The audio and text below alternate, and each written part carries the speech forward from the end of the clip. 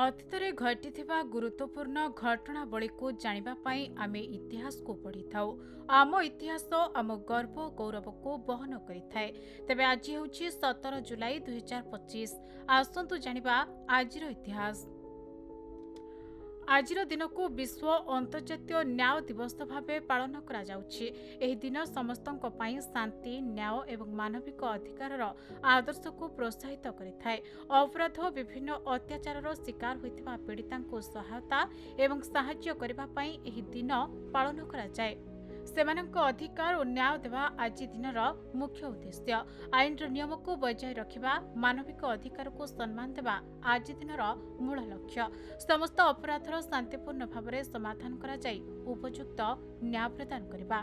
17 July 2014ରେ Malaysia ଏୟାରଲାଇନ୍ସର flight 17 ଦୁର୍ଘଟଣାଗ୍ରସ୍ତ ହୋଇଥିଲା। ଏହି ଦୁର୍ଘଟଣାରେ 283 ଜଣ ଯାତ୍ରୀ ଏବଂ 15 ଜଣ କ୍ରୁ କର୍ମଚାରୀଙ୍କ ମୃତ୍ୟୁ ହୋଇଥିଲା। ଏହି ଘଟଣା ସବୁଠି ଚାଞ୍ଚଲ୍ୟ ଖେଳାଇ ଦେଇଥିଲା।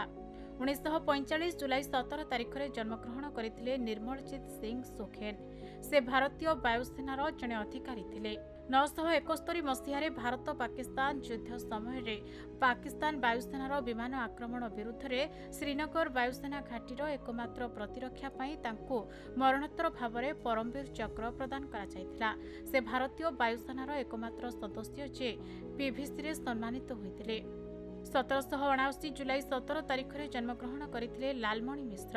ସେ ଜଣେ ଭାରତୀୟ ସଙ୍ଗୀତଜ୍ଞ ଏବଂ ସଙ୍ଗୀତବିତ୍ ଥିଲେ, ଯାହା ହିନ୍ଦୁସ୍ତାନୀ ଶାସ୍ତ୍ରୀୟ ସଙ୍ଗୀତରେ ତାଙ୍କର ଅବଦାନ ପାଇଁ ଜଣାଶୁଣା। ସେ ସିତାର ଏବଂ ବୀଣା ବାଦ୍ୟଯନ୍ତ୍ରରେ ଦକ୍ଷ ଥିଲେ।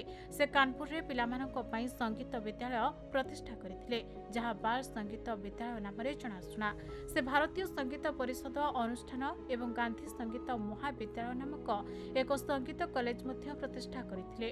ସେ ଶିକ୍ଷାଗତ ଏବଂ ଅନୌପଚାରିକ ଉଭୟ କ୍ଷେତ୍ରରେ ଛାତ୍ରମାନଙ୍କ ପାଇଁ ପାଠ୍ୟକ୍ରମ ଗ୍ରହଣ କରିଥିଲେ। 1992 ଜୁଲାଇ 17 ତାରିଖରେ ମୃତ୍ୟୁବରଣ କରିଥିଲେ କାନନ ଦେବୀ। ସେ ଜଣେ ଭାରତୀୟ ଅଭିନେତ୍ରୀ ଏବଂ ଗାୟିକା ଥିଲେ। ତାଙ୍କୁ ବଙ୍ଗଳା ସିନେମାର ପ୍ରଥମ ତାରକା ଭାବରେ ଲୋକପ୍ରିୟ ଭାବରେ ଶ୍ରେୟ ଦିଆଯାଏ। ସେ ମେଗାଫୋନ୍ ଗ୍ରାମାଫୋନ୍ କମ୍ପାନୀରେ ଗାୟିକା ଭାବରେ ନିଯୁକ୍ତି ପାଇଥିଲେ। ଭୀଷ୍ମଦେବ ଚାଟାର୍ଜୀଙ୍କ ଅଧୀନରେ ଅଧିକ ତାଲିମ ପାଇଥିଲେ। ସେ ବଙ୍ଗଳା ଏବଂ ହିନ୍ଦୀ ଚଳଚ୍ଚିତ୍ରରେ ଫ୍ରିଲାନ୍ସ କରିବା ଆରମ୍ଭ କରିଥିଲେ। ବ୍ୟୁରୋ ରିପୋର୍ଟ, ଖବର ଓଡ଼ିଶା।